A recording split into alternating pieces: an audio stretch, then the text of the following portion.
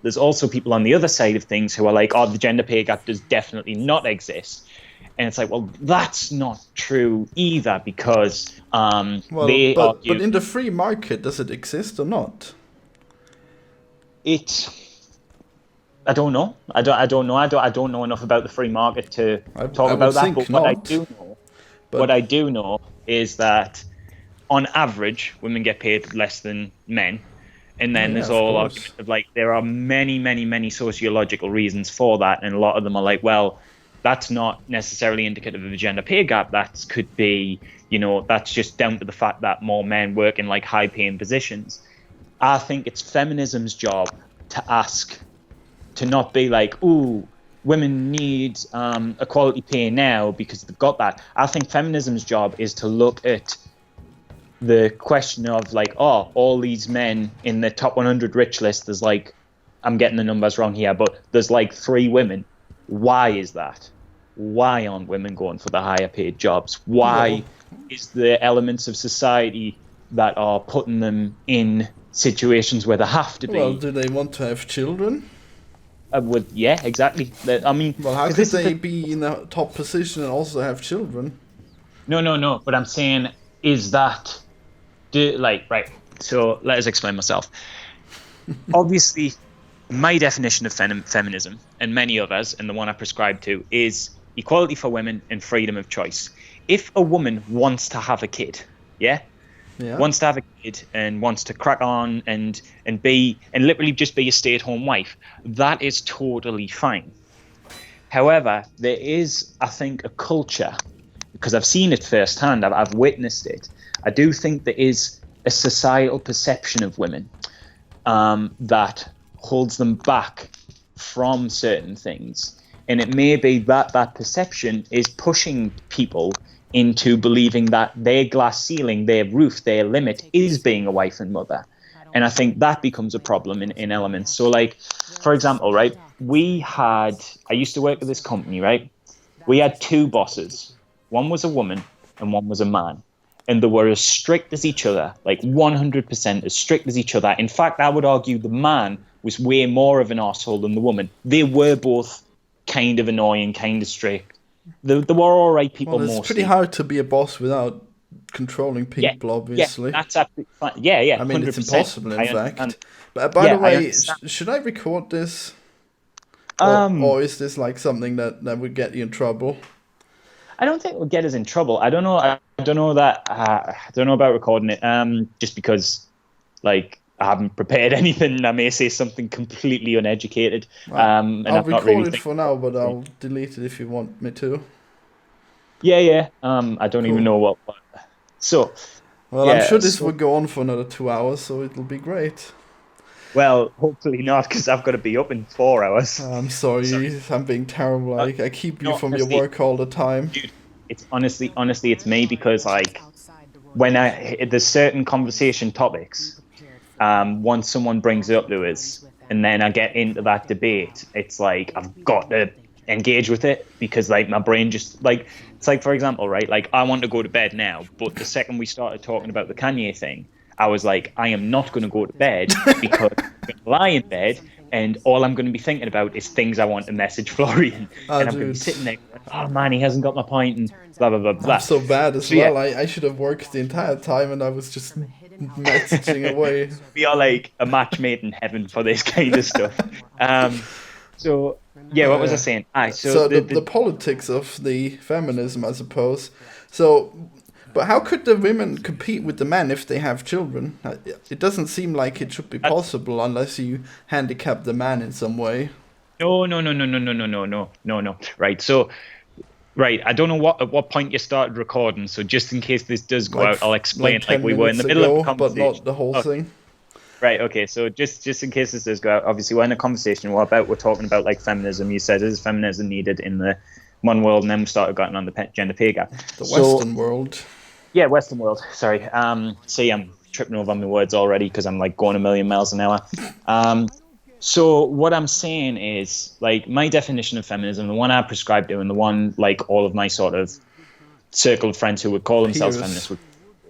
Yeah. All my peers would prescribe to, and I do think, to be honest, probably the most prescribed do, although that may be influenced by my own echo chamber. I may be completely misled on that one. But I do feel like this is the kind of average feminist. Just want equality for women and freedom of choice. And so and that equality for women, right?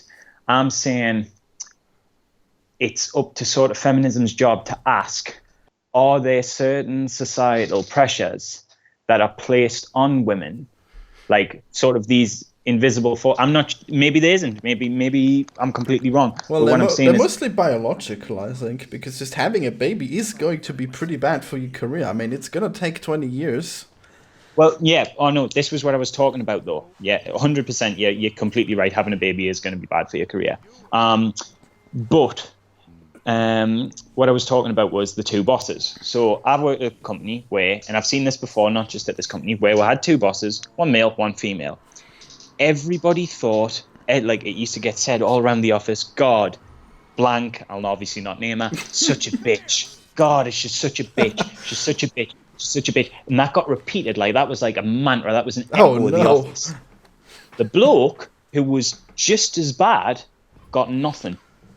Never anything said. And this wasn't just the men criticizing her and saying she was a bitch. This was a universal thing. This was the lasses in the office said the same thing, like, oh, she's such a bitch. Yeah, but the thing is that stuff like that could happen, but it could also happen for a reason. What if she's like commanding the respect that you would get for a man, but what if she doesn't have the actual work ethic to match it, or something like that? I can only speak as somebody who can account for both people, and I think not only was she the better worker, and probably the less strict of the two, I think he was, quite frankly, I definitely have to be careful with what I say here because I don't want to get in trouble, especially since I'll never mind. I was going to drop myself in it there, actually. But yeah, I thought the man was a bumbling, incompetent moron. The amount of times I had to tell him how to do basic things like send emails or fix the printer for him. How old like were I was they? basically tech support. Yeah, very, very crap. How old were they both? Oh, they were they were both in their 40s. So very tech supporty crap like I used to do for him.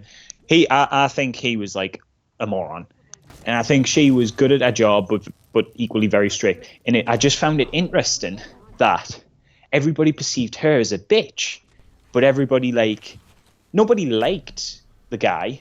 I almost said his name there. Nobody liked the guy, but nobody sort of had a bad word to say against him. Like even when the doors were closed and no one's, he's not there to judge, nobody really criticized him as much. But I think there's this underlying psychological thing that a man's being mean, he's taking charge. He's being the leader he has to be. He's doing he's doing the things that need to be done. When a woman takes charge, oh, what a controlling bitch. Oh, what yeah. And I think that is a mindset that a lot of people have, whether they realize it or not. Yeah, actually, even women have it apparently, because there were studies about how women would vote for male candidates rather than female. Just in principle. Yeah, I mean, well, I know this is total propaganda, but did you ever see that? I mean, I guess I might be wrong about those studies, by the way. It's just a thing that you hear. I have read, it might be another Kanye situation. I feel like I can't outright say, oh yeah, no, I've totally read those studies without actually referencing those studies, but I do feel like I've read those studies. But right, so for example, I know this is total oh god, it might have been Prager University. Oh Jesus, wouldn't that be bad if I would just have internalized something like that? But yeah, maybe. But just as an example, I know this is not academic at all, but right, and I know it's a propaganda fluff piece played for laughs, but there was an episode of John Oliver. Is that a cook? No, he's like a late night show comedian, but he's one of the liberal left ones, sort of along the lines of Stephen Colbert. Never seen him. Well, it's an American thing. Anyways, he did this comedy piece. I think it was John Oliver. Anyway, they sent a report out. This was before Trump won the election. This was like during all the interview phases and stuff. Oh wow! Sent this reporter out, and he was asking people like, "Oh, why were they voting for Trump?" And he asked this lass, and I always thought this was so interesting. Like, granted, it could have been doctored to fuck, but he was just seemingly doing interviews of just random Trump supporters, and he was, it was like a sabotage piece. He was trying to make them look bad. They were saying like idiotic things, and obviously they took those clips. But one of the lasses said like, "Oh, I just don't think we should have a woman in charge of the nuclear button." And you're right. He was like, "You gotta watch out for that vengeful nature." That was genuinely the kind of stuff she said.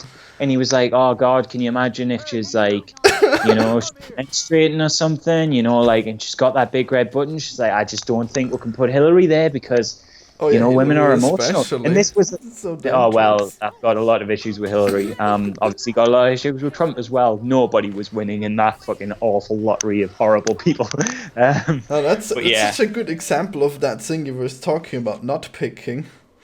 Well, yes, where it's 100%. just like nitpicking, but with stupid people to I make your point. Do love the term. I really do love the term nutpicking because since I've heard it, I can't even remember where I read it, but I thought you made it up. No, it's an actual internet coined term.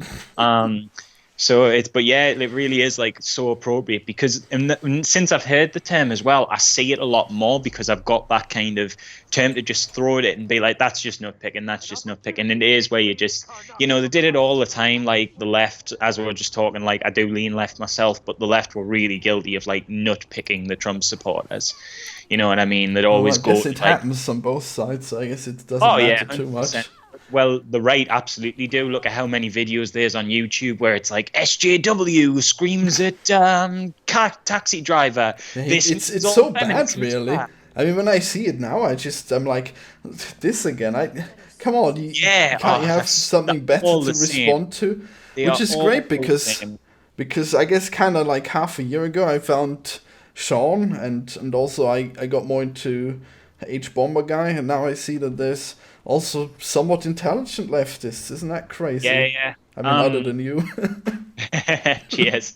No, Sean's even though there was really good. There was one point where you had posted on Facebook that people were talking shit about your, oh God, what's that candidate that you were for? Jeremy Corbyn. That's him, yeah. You were saying how people were arguing in bad faith and how they were smearing him, and then just a little later you liked something that was just completely smearing the identitarians or something like that.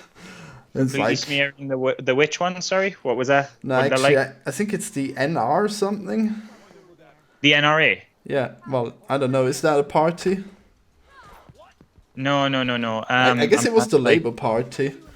So Jeremy Corbyn leads the Labour Party. I like him.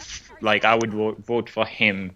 I have issues with him, but like what leader don't you have issues with? But he would be like my vote. So I would argue there was a smear campaign ran against him. Yeah, but then you liked that other smear campaign that was against the.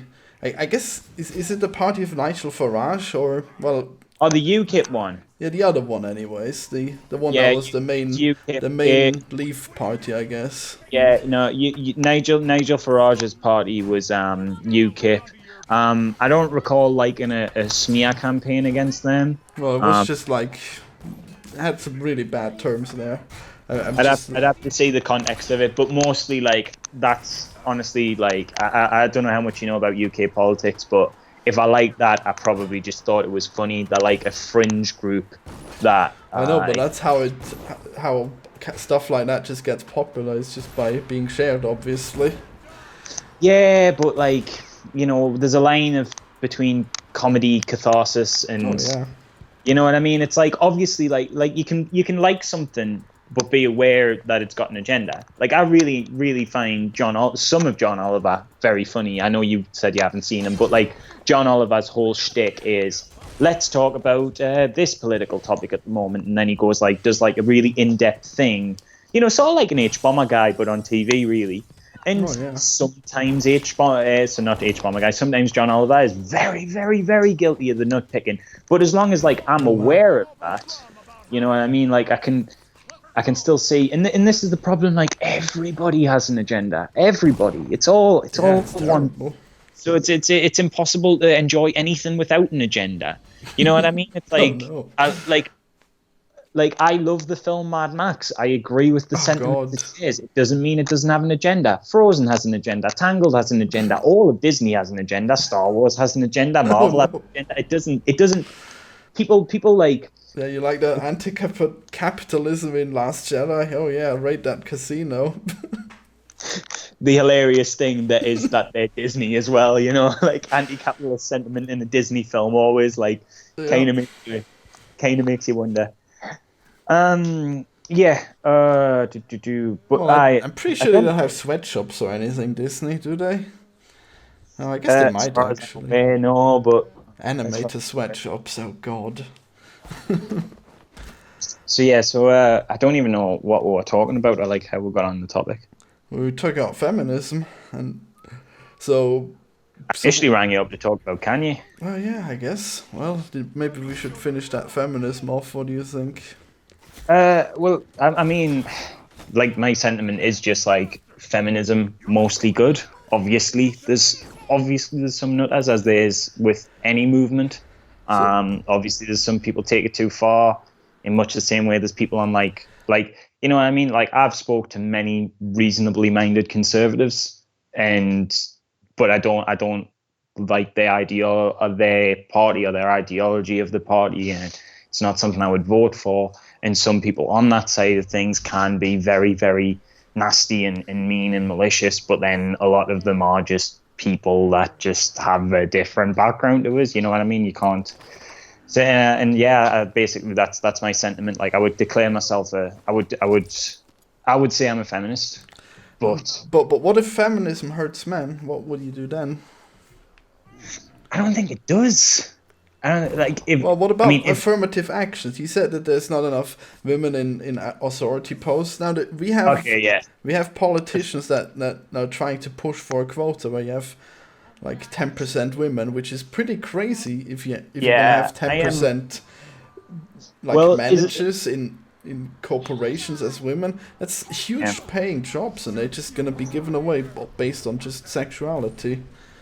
Well, I don't know I don't know how much of that is, you know, well, we're all talking about like shit with agenda and think pieces and all that. From what I understand, affirmative action. It's actually something our current president said when he was trying to get elected.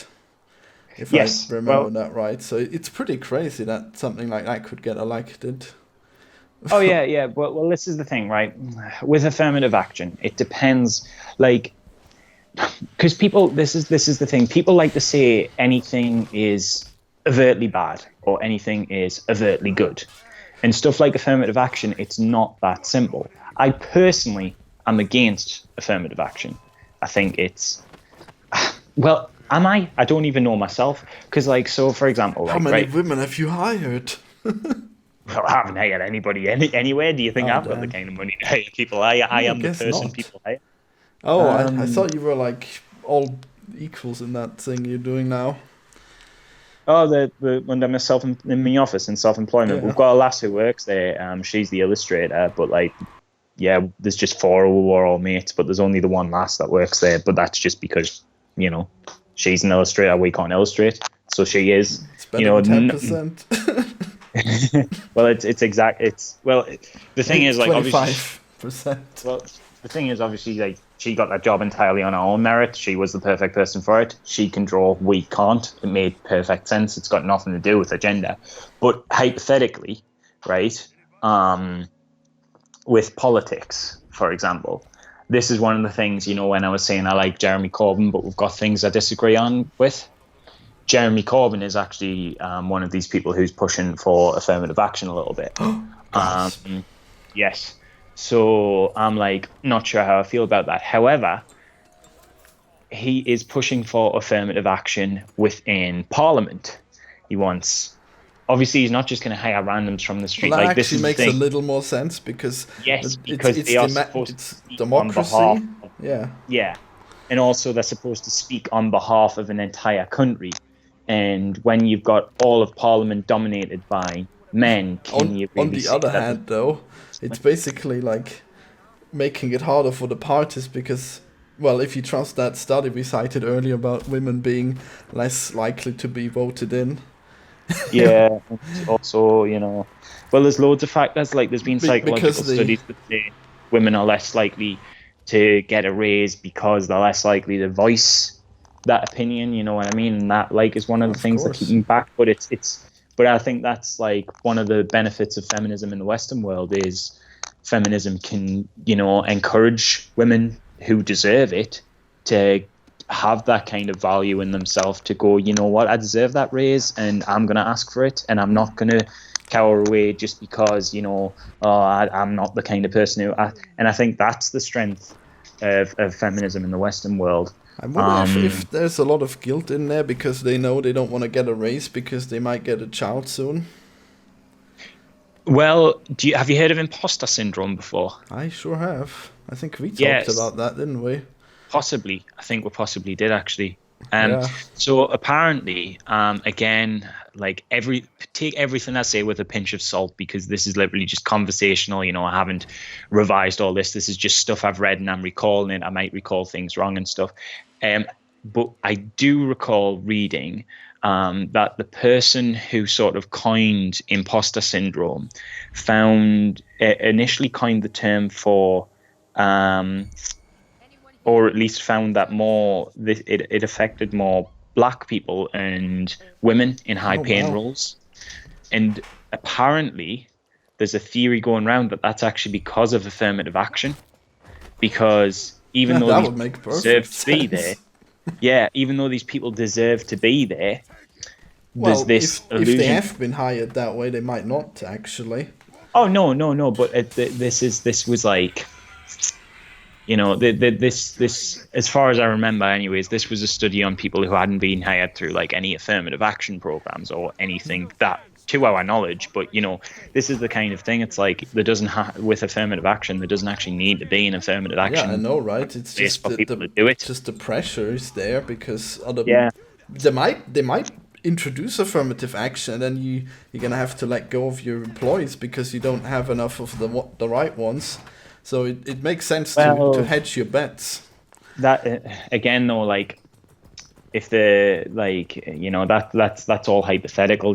This is what I mean when I'm like, when people say like, oh, affirmative action is like outrightly bad or outrightly good.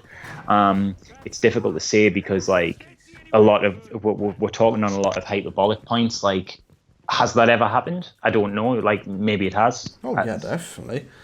Like, people have been let go so that. Oh, let go, you mean, right? But yeah. But hiring them just in case there might be affirmative action later. Yeah. I'm pretty sure that would happen. Oh yeah, 100% believe that. Like, there's the last office I worked at had all these like presentations about diversity in the workforce and stuff like that.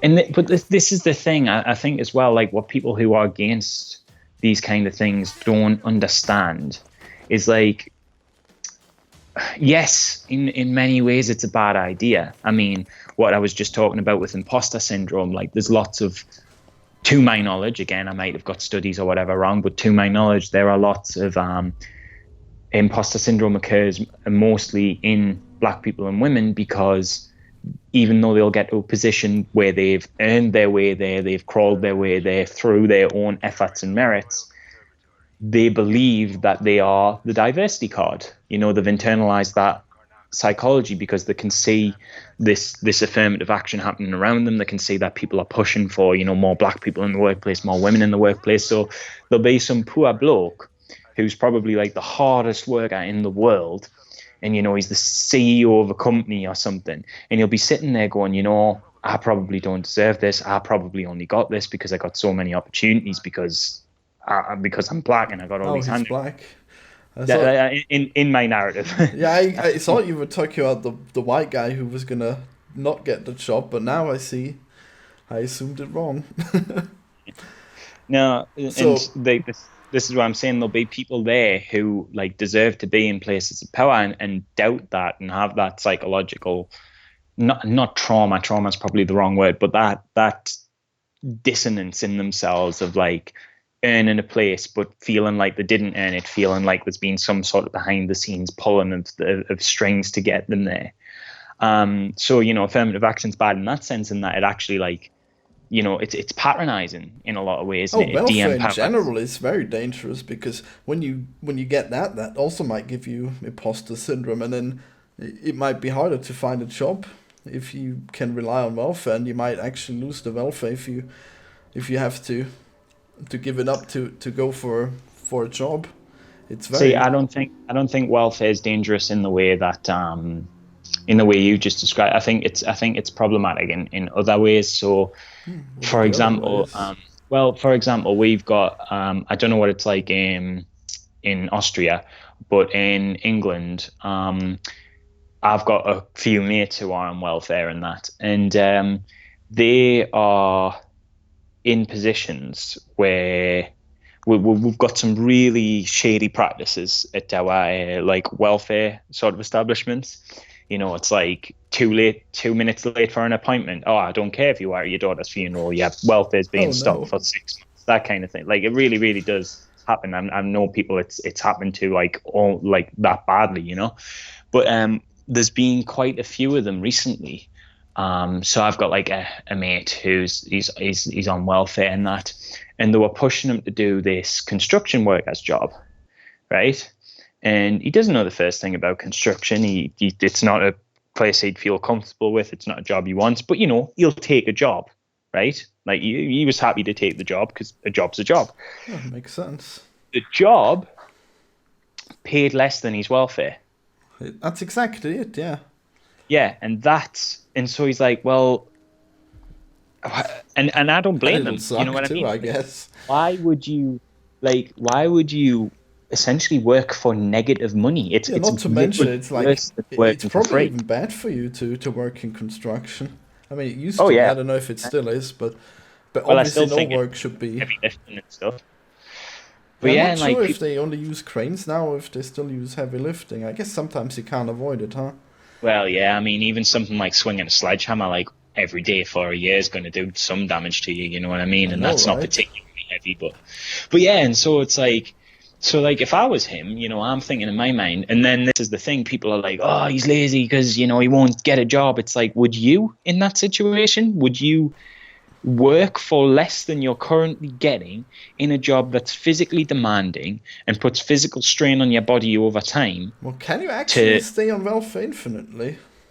Not quite. Well, in that case, you should definitely get it, unless you go into disability or something afterwards. Oh, it's more complicated than that. Like it's like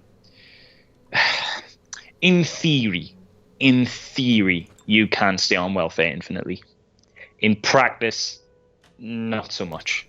Like, because they've got all these. This is what I mean about the shady sort of things with the welfare industry. Like it came out a few years back that they had all these targets to meet, and so they had to, like, the employees were like told, like, you have to cancel this many people by the end of today, or like by the end of the week. And so like people were coming in and doing all of the things they needed to get welfare, and like doing it for welfare. Wow, that's crazy. Yeah, and then these people were having, like, the employees and that were literally having to find excuses to stop their welfare. Stuff like, I mean, I think there was like a famous incident, again, don't quote us on this one, like I'm like sort of recalling back from like newspaper articles, so who knows if it's even like reputable, but there was like a famous incident where this lass had like rang up and said, hey, my daughter's like committed suicide. I'm going to be their funeral next week. I won't be in for my appointment. And then like they used that, even though she'd informed them that she wasn't going to be there, they used that as an excuse to cancel our welfare. We're like, well, you're missing your appointment. It's just stuff like that. It's all very. Anyways, that's very depressing, and it's an entirely different subject. But yeah, no, there's like there's people have like died having their welfare taken off them. Like that's not an uncommon thing. Yeah, that's Like, why you should definitely not rely on welfare when you can find a job. But I guess it's hard to well, tell. no, I'm speaking specifically about people on like disability and sick.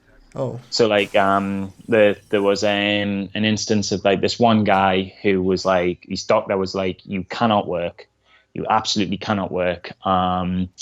Your heart would just give out, like you are severely unwell. And so he took that to his like the welfare office, and the welfare office were like, nope. so is this someone you knew and then he died? Damn. No. This was like a famous case that kicked Oh, up a lot okay. of fuss in the media. I've done a video about this actually. I don't know if you've ever watched me. I Daniel Blake. I Video. think so, yeah. Yeah, I talk a lot about that, and I've got like citations in the description. If I think I do anyway. I vaguely Wow. recall to like different links of different stories and stuff. But yeah, like so Your this stuff one, is so this one, personal. yeah. So like there was this one guy like yeah, he was told like your heart will just give out by his doctor. He went to the welfare office and they were like, the doctor says I can't work. And we've got this thing called the Department of Work and Pensions, where you have to go through a test by them, and if you can complete their test, then you are deemed fit for work. Doesn't matter what your doctor says, even if your doctor wow. is like, That's pretty you crazy. will die if you go to work. If you pass the Department of Wow. Work and Pensions test, they deem you fit for work, and so they won't allow you That's sick. actually sort of insane. sickness. Imagine that. Yeah. So anyway, so what happens was this guy, his doctor was like, do not go to work. Do not go to work under any circumstances. Your heart will give out. Something really awful will happen. Like, I can't bet you are not well enough to work. The guy goes to the welfare office. The welfare are like, okay, well, since the doctor said that, we'll put you in for our test. And then apparently, you know, their test is like, can you raise both hands above your head? Yes. Okay, you are fit to work then. It's at that kind of like level. Now So he you're a passed their Spartan. Yeah, so he passed their test. And they were like, wait, well, we're cancelling your welfare, you got to go to work. And then like shortly afterwards, he like died of a heart attack. Like clearly very, very ill. Like, you know what I Was mean? he working or is it just the stress I think it was the stress, but like of if having to that go to work stress- eventually? Yeah, but like if that much Damn. stress can kill you, like obviously he was unwell. Like, I mean, that's the counter argument I think people were using at the time, who were like, well, it wasn't work that killed him. You know, it could have been other factors and stuff. It's like, yeah, but clearly he was very unwell. But yeah, there's loads of cases like that. Yeah. So anyway, Jesus, what we're talking Imposter syndrome because of welfare and also because of affirmative action. Yeah. Well, I don't know how you would get in. What do you mean when you say you get imposter syndrome as a result of welfare? Well, because you're given something that you didn't work for, just like when you hired that way that you Right. described earlier. Okay. So you feel like you don't deserve the money, kind of thing. Yeah. Yeah. Okay. I just didn't understand what you meant. Like, that clarification makes total sense. That wasn't me being like, "What do you mean? I'm accusing you." Like, that was literally Yeah. just me like, "Can you clarify that point?" Yeah. No, I could definitely see that being the thing. Because welfare is also something that's kind of come from the left. I mean, initially, but then obviously now everyone has welfare, every country. Yeah. I mean, it's tricky though, innit? Because like, as much as like it has obviously its problems and stuff, it's like some people would literally die without it. You know. Yeah, I mean, it's just too bad that it's not a system where they would be incentivized to actually find work, I guess. well, no, you're definitely incentivized over here because they cancel it if you don't. So, like, for example, like my mates who are on it, they have to prove that they have applied to however many jobs in a week. Oh yeah, actually, if- I guess the people I know, they were mostly like faking being invalid or something. But I guess Yeah, that's a different kind of thing. Obviously, there's like Yeah, that's that's even one worse. that's a thing people like to point to as being like, oh, say welfare doesn't work because people cheat the system. It's like, yeah, well, people cheat any system. You know what I mean? Indeed. Like it doesn't, you know, like just because some people don't do democracy right doesn't mean that democracy is a failing system. You know what I mean? It's like there's different elements to things. So yeah, I can't, like we're literally like going on so many tangents. I'm struggling to like keep pace. Sorry about that. No, it's good. I'm enjoying it. I wonder if you should go back to definitely be Kanye already. Oh yeah. Oh yeah, Kanye. Yeah, no, that was the thing I originally rang you up about, wasn't it? So yeah, so Kanye said this statement, and right. So what I was trying to explain to you, this will probably not make the podcast if this does go out as on the podcast, because it literally won't make sense to anybody who's listening. Well, I'll explain it. But I'm probably gonna make that video about Kanye anyways, because there was this whole media thing where they said that Kanye said that slavery was voluntary. Was that the word? A choice? No, yeah. He said slavery was a choice. But this is the thing. He did say, right? And this is what I was trying to explain to you with the 400 years thing. You're getting too hung up on the 400 years thing, for me anyway. Oh no.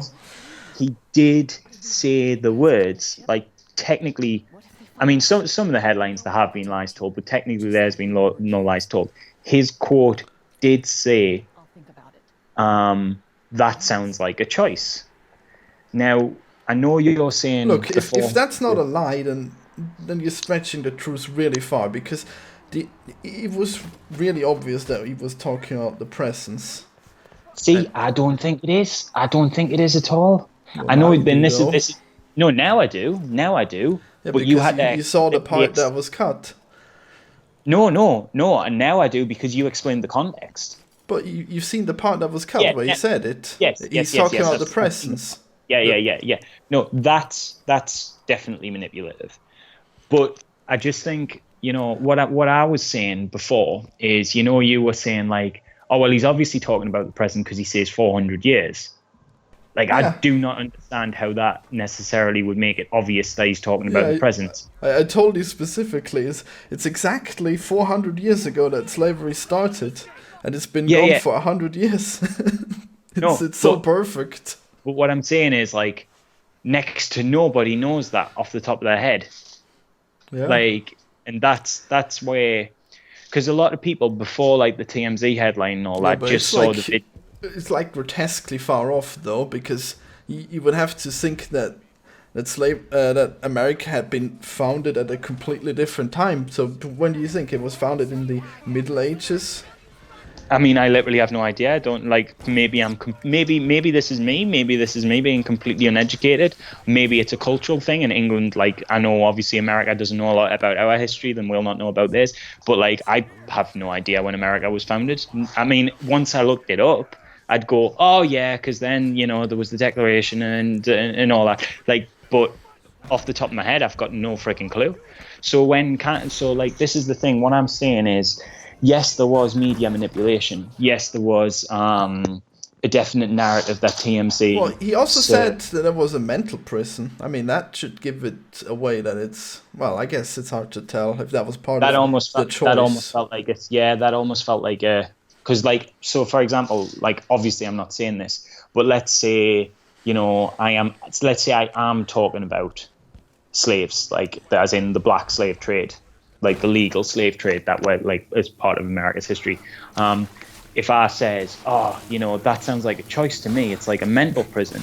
What I could mean there, and what a lot of people took Kanye to mean, is that, it wasn't the physical chains keeping them down. It was the fact that mentally they thought they were slaves. If they'd only got over that, then they could have rose up. They could have... And because the thing is that he's actually, even if you see it exactly like that, he's still perfectly right, because it did take them about 300 years to rise up, right? I mean, No. See, that's a misconception. Slaves were trying to escape throughout the entirety of the trade. Yeah, but they wore them down eventually after 300 years, or like 200 even. It took an intervention by the president. Well, yeah, but there were riots and everything. Yeah, but and they were naturally getting less slavey, I guess. Yeah, but come on, though. Like, that's not them being in mental imprisonment. Like, they were literally trying to do this the whole time. It literally just took that long. Like, that's not... It didn't take 400 years. It took less than 300 years. Yes, but I didn't know that. Okay. Many other people didn't know that until they looked it up. Like, when you were saying... Because you remember how this conversation first started when you tweeted on my thing, You kept telling me that I should stop getting hung up on the number, but then he tweeted because I didn't personally know what you were talking about. Right. So you know how I was giving you the World War One analogy before? Yeah. Like if I say to you, right, because what you got to remember is Kanye made a shocking statement. He didn't necessarily have the intention that people read into it, but Kanye made a shocking statement. He said slavery sounded like a choice. It's like 400 years of slavery, 400 years, and that was all of y'all. It sounds like a choice. That sounds like a choice to me, right? Yeah. So I hear that, and I hear the words slavery sounds like a choice. Oh, no. Now, right, had he not said, right, 400 years, I know he did, but let's just hypothetically say he hadn't said 400 years. When you hear slavery sounds like a choice, your mind immediately jumps to one thing. I mean, Kanye even says it in the video. When we think slave, we think the black slave. Obviously, for me, it doesn't, because for me, it's like, it's such a hilarious statement. I must find out more, because it's just so silly. But yeah, it is a very silly statement, which is why people got so crazy about it. Because but maybe the leftist mindset would be to just think, "Oh my God, he is an Uncle Tom. We must stop this immediately." see, there's an interesting thing. You said leftist, right? I know, right? And I agree. Like it was left, but actually, this isn't a left unique problem. I saw commentators on the right saying the exact same thing. This was a reactionary problem. This was just a human reactionary problem for a lot of people. What did they say? Well, Piers Morgan is a dude over here, very, kind of on the right, very much a spokesperson for the right, writes for a right-wing tabloid, the Daily Mail, yeah? So very much distant from the left. He's one of these people who makes a point. What did he say? He said that Kanye had betrayed like his communities by stating such a horrible, abhorrent thing, blah blah blah. He said the exact same thing, like you've seen all over the internet. Yeah, and he's right wing. I mean, because there's a lot of right wingers that would like immediately cry fake news as soon as they hear anything that doesn't make sense to them. But then that guy just took it. I think that's more of an American thing. Well, I guess. Yeah, actually, that is true. There's a lot of people that just have no idea about what happens in America here, and they just read the newspaper and they just read it right up as it is. It's crazy. It's easier to do than you think, though. You know what I mean? I mean, I like to think I am not the kind of person who does that. I like to research things, and then here's me, who absolutely loves Kanye West. Like, I adore the man. I've made videos about how brilliant I think he is. Happened. Well, because, and this is what I'm saying, it's not just the media narrative. Because the media, this is what I was trying to explain to you via text, but it was taking us so long to type because my phone, just trying to keep up with the chain of thought that was going through my head. The media have done slander on Kanye before, right? Just like this, a million times like this. And I... Oh, wow. I have went... So this was the straw that broke the back, huh? Well, it wasn't even the straw that broke the camel's back. It was Kanye's words that broke the camel's back, because it took me, right, even after you pointed it out, it took me like 4 attempts listening to it going, oh, shit, that's what he means. Well, I mean... That's for me, but you know what he was talking about, right? With the lightsaber stuff, because that was a mystery to me. So I just had to go by what he said before. But it seemed like that was more about mental imprisoning in the current time. So I don't know how that also got past you. Because you got to remember initially, like I didn't catch the whole interview. Like it was that clip, and I heard somebody I respected as like a personal hero say, if it was a choice. And I'm like, what? Kanye, what? And like, and this is the thing. You got to remember, and this has happened for everybody else as well. I was so distracted by hearing the word slavery was a choice that I didn't think about the 400 years. It's like if I said to you, right, in case this goes out on the internet, I am not standing by this statement, but just hypothetically, if I said to you, get ready to get straw man.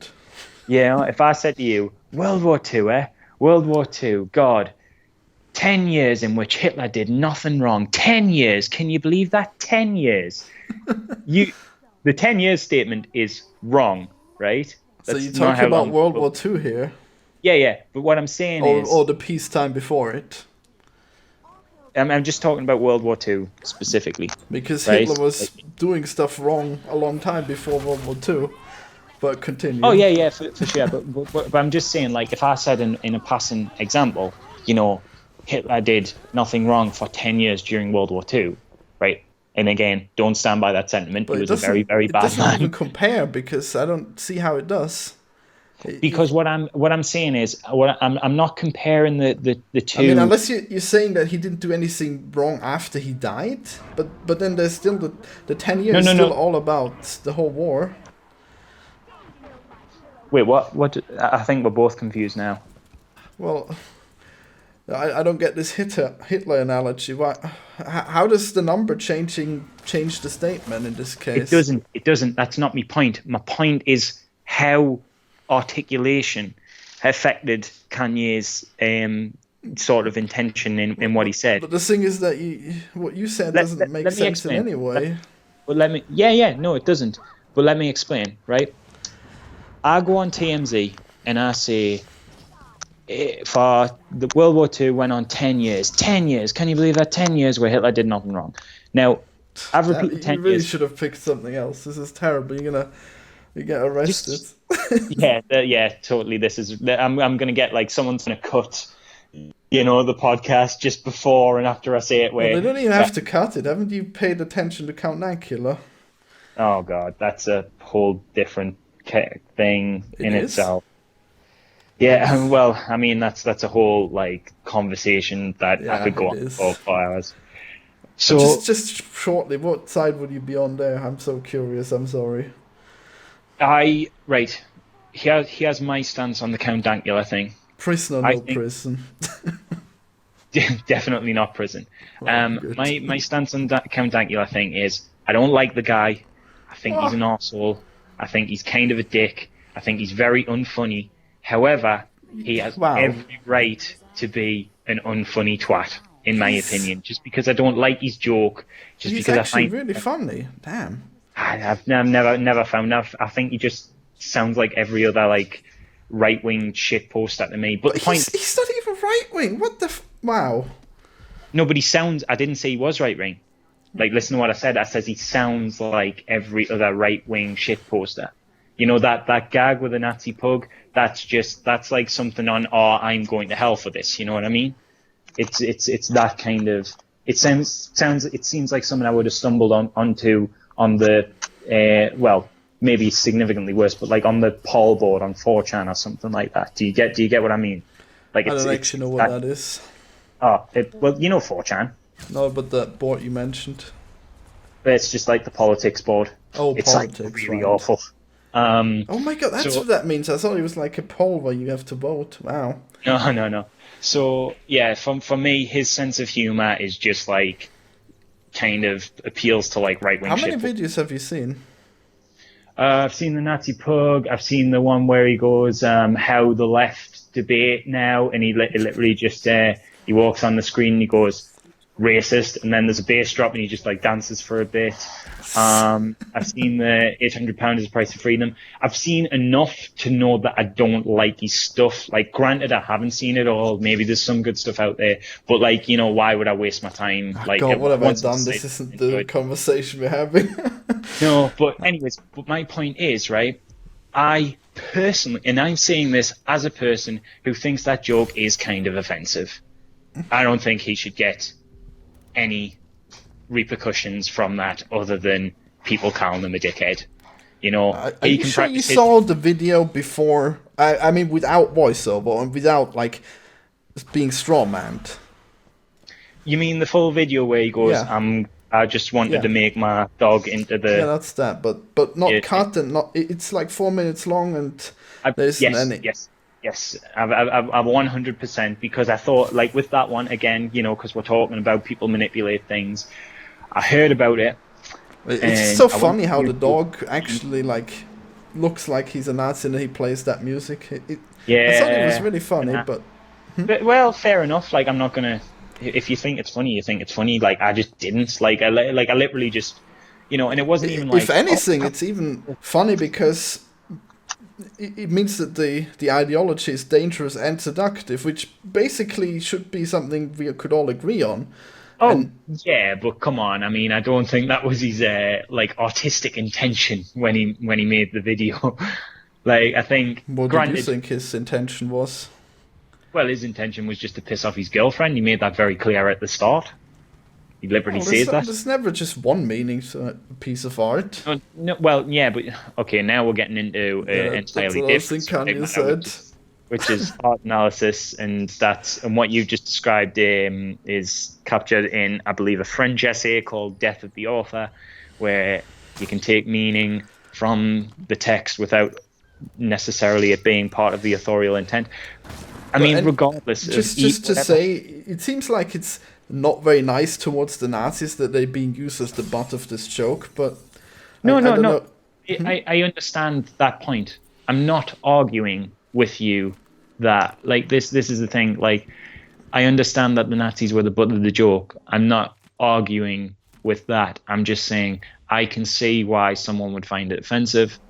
I guess, I mean, I'm not personally hurt by it, but I guess it is kind of offensive from from perspective I can empathize with. And I personally don't find it funny. The point is, I'm able to say all of these things and still think that he should not have been fined or went to prison. Well, that's good. Anyways, I guess you can continue with your horrible Nazi analogy. Okay, right. Well, let's not use them. Maybe you want to use World War One. Okay, well, not currently illegal to talk about and be nice to the Nazis. Yeah, right. So let's just say, like, I say, God, World War One went for 7 years. Can you believe it? 7 years when nobody died. Then you'd be like, hang on. But he just said nobody died in World War One. You are too distracted. Yes, 100% it's wrong. 100% it's wrong. Now, what you're saying about the 400 years thing, yeah? Right? People didn't realize that was right because, Kanye was trying to make a point of, when he said 400 years of slavery, 400 years of slavery, and that was all of y'all. I, like many, many, many, many others, assumed he was talking about the black slave trade. Even though he repeated. Yeah. But I mean, as in a past thing, as in, like, I assumed that he meant the black slave trade went on for 400 years. But I still don't get it, because when World War One, you say nobody died for 10 years, which is wrong. No. Yes, it's 100% wrong. Let me explain the analogy. Let me just explain to you how it's wrong. Because, I know it's wrong. Well, no, I mean, it's wrong in context, okay? Because 10 years nobody died, people didn't undie because your number is wrong, but it became a choice because slavery was abolished, and apparently the narrative is that the slavery is still impacting the lives of these people, but now it's a choice because it's a choice whether or not they want to live in the past or they want to free themselves. That's what he's saying. I'm not saying he's right or anything, but that's I'm not saying he's right. I'm not saying he's wrong. I 100% understand now that is what he is saying. But why does your analogy not make sense then? Because I'm trying to explain where the misconception comes from. I'm trying to explain. I'm not using his analogy to be like, oh, and this is like saying this happened in World War. I'm trying to suggest this is how the semantics of language are interpreted by various people. And what I'm saying is, okay, let us explain it with the semantics then. Okay. Mm-hmm. You thought 400 years was worth investigating, and that's how you knew he was talking about the present. Yeah? Yeah. If I say to you, shocking statement, followed by year number that's worth investigating, most people will be too distracted by the shocking statement to investigate the year. Yeah, but that's what I'm trying to get at. Does that make sense? So I'm saying... I guess, but it just seems that it was more ambiguous in that case, because all signs pointed towards him not actually thinking that slavery was a choice? I mean, he's a black man. How could he think that slavery? No. Right? No. But I don't. Even when I believe that was what he said, I didn't think he meant it. What I thought he was doing, and this he was brainwashed. No, well, maybe that's one argument. Oh no. No. I'm not saying it's my argument. I'm saying that's one argument people might have. What I thought he was doing, and this is the part that made me like disappointed in him and disrespected him, is I thought he was marketing for his new album. Oh right? my god! No, this is exactly what he's doing. Think about it. Right? He hasn't. Let's explain. This is Kanye's thing. I mean it works because now I want to listen to his music, and I never wanted to listen to his music ever. But now that he's been dragged through the mud by the media, it's more interesting to me. Honestly, mate, this is his shtick. This has always been his shtick. No. This is why I've defended him for ages, right? He has a song about how this is his shtick called I Love Kanye. It goes, I miss the old Kanye, chop up the soul Kanye, on his balls Kanye, beats from, I can't remember it exactly, but then he says, I hate the new Kanye, the always rude Kanye, spaz in the news Kanye. He literally references his news persona. Kanye's marketing method is this. He doesn't tweet for ages, and I mean like ages. He doesn't do anything. He doesn't say anything. He disappears for a while, right? Like you'll get, obviously the paparazzi will still follow him around, but like you will not hear anything about Kanye doing anything until he's got either a tour or an album coming up. When he's put on all this he's happy probably stuff, working on it, isn't he? Yeah. Probably, but the point is, you'll always like. So, for example, right? He announced just recently he's got 2 albums coming out in June. One a collab, one a solo project. The second he announced that was big news. How does he keep himself in headlines 2 days later? He can't announce the album again. He puts on a MAGA hat. How does he keep himself in the headlines 2 days later? He starts going on massive Twitter rants. How does he keep himself in the headlines 2 days later? He's mates with Candace Owens now. He's mates with Trump now. He's doing all this stuff. We've got Dragon Energy, all that crap. I mean, listen, the fact that he wrote, me and Trump have got Dragon Energy. It's so silly. I thought it was Trump who said that. Oh, well, I guess it's pretty crazy. So yeah, it's so silly and crazy. It gets people talking. Right. Now, this is why I've always stood up for Kanye. When everybody's trying to run smear campaigns on him, taking like massive things against him, I'm like, it's part of the facade. It's part of his performance art. Kanye does this thing where he makes the act of being a celebrity part of the artistry. It's part of a performance. He writes about it in these songs. It's very, very obviously there. I mean, like, listen, I Love Kanye. It's literally, he basically spells it out for you. But my issue wasn't that I believed that this black man, Kanye, thought that slavery was a choice. My issue was that he would stoop so low as to say that for the sake of controversy. That's the man who just today said that Hitler did nothing wrong. Oh my god. Take that back. Yeah, do not manipulate that audio, please, sir. But do you see what I mean? So when I was like, oh, this really pissed us off, it was my issue wasn't like I don't believe for a second, like even when I thought that was what he was saying, like when I thought that Kanye was saying, hey, the slaves who are chained up, yeah, they had a choice. They could definitely have like left the plantation, just hopped on their motorbikes and rode into the sun. I did not think for a second he believed that. But I was disappointed in him. I mean, I've literally got a message where I'm talking about it with my mate, and I says, another one, Yeah. No, this is I'm a huge Kanye fan, so this is like a hot topic for me. Everybody's asking us what I think about it. Like they want to know what I think about it. Besides the fact that you've posted about it on everything. That was after the conversations. Yeah. I mean, even in the comments on that post, I do state like what bothers us is he's sold out the ethics that he once wrote to fight against, and that was my issue. Like he's got songs like New Slaves and Black Skinhead and that, which have like lyrics that are the exact antithesis of the statement I thought he had made. But damn it, man, it's just like one line. How does it happen? Well, because it's a shocking line, you know. But like if the one one line. line doesn't make sense, then you'd have to listen to the rest of the lines, and the rest of the lines are about No, how the mental prison is a problem, and how it's all modern experiences. this is what I'm saying. Like, don't get us wrong. Don't get me wrong. The narrative the media portrayed definitely helped further this idea that Kanye had definitely said that slavery was a choice, and he was absolutely 100% talking about the African slave trade, and that he was referring specifically to people in chains and he was saying, oh yeah, no, they were only slaves because they chose to be. That was definitely perpetuated by the media.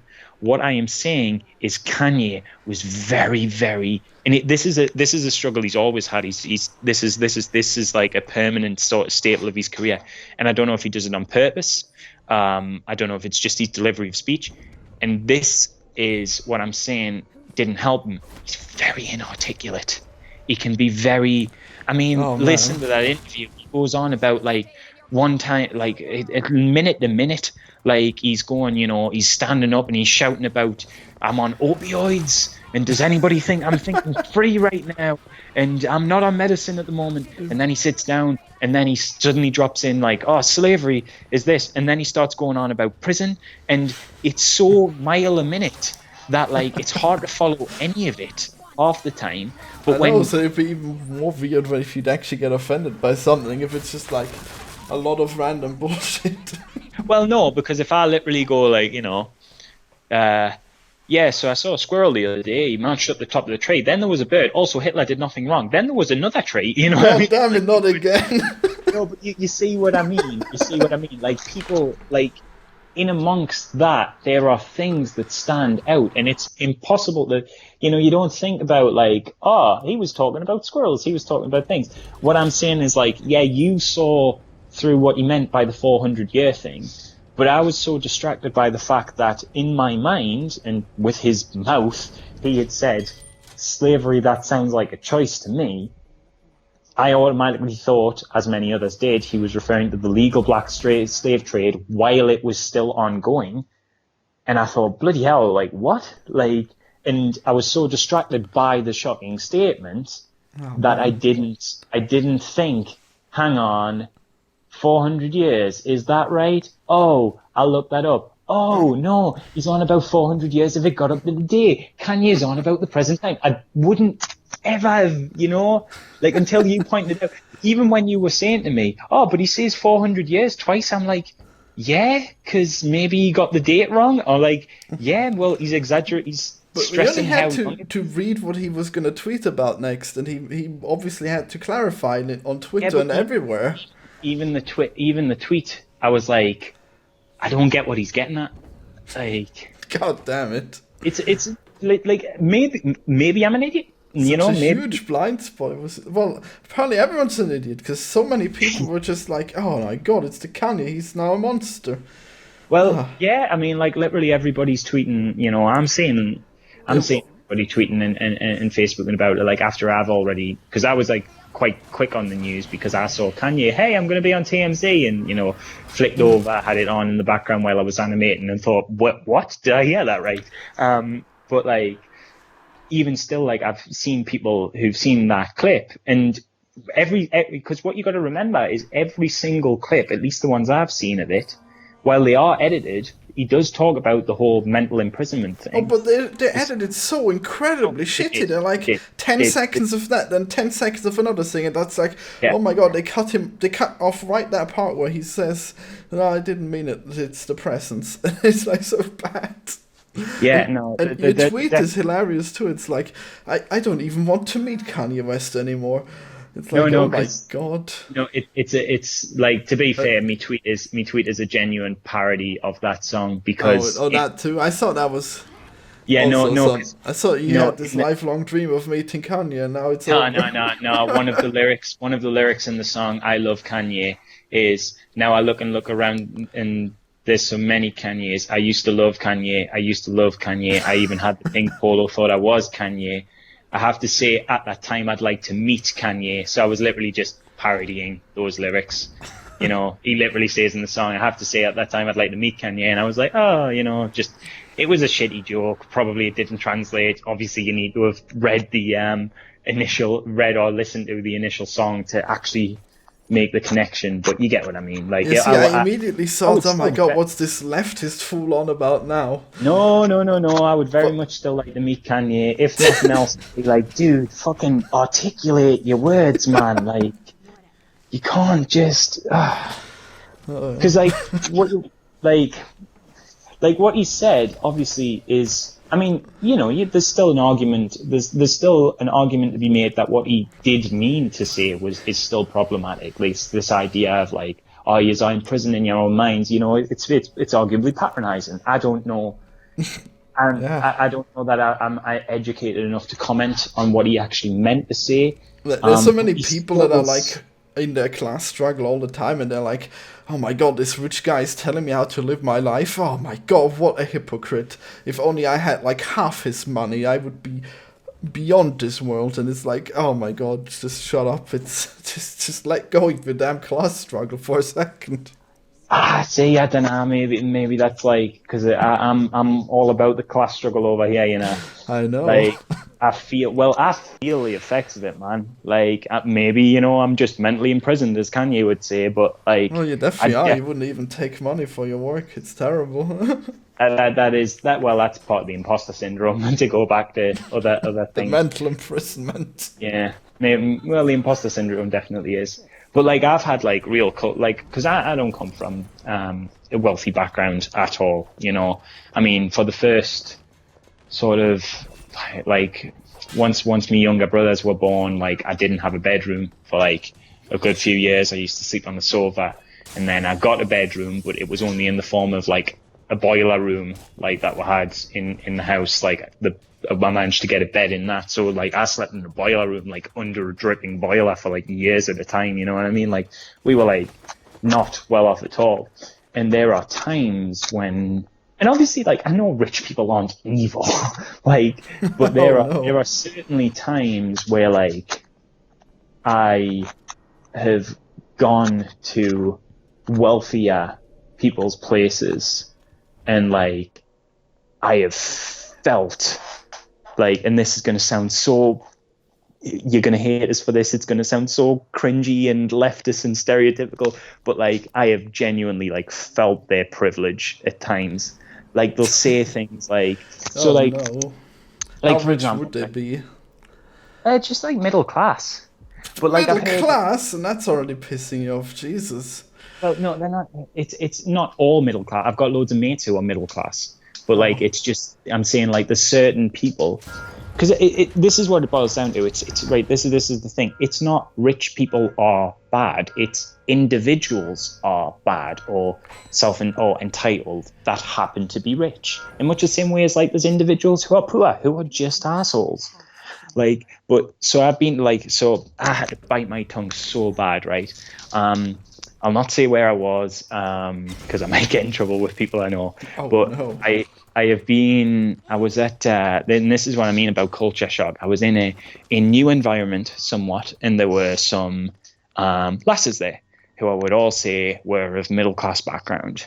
And they were talking about how like, if a guy proposed to them, they wouldn't accept anything that was less like, he's like one of them was like, oh, like what's your minimum spend on a ring before you'd just be insulted? And they were like, I wouldn't. This was the conversation, you know what I mean? Lovely. Like this was like, and they were like, oh god, like unless you spent like at least 2,000 on it, like I would just wouldn't accept it. And I was just like, See, this is internally exactly just- why I'm never gonna have a girl. It's just I may be rich, but I would never waste money on something as useless as a wedding ring. Well- Jesus, just it's intrinsically worthless. No, no. This is the thing. This is the thing, right?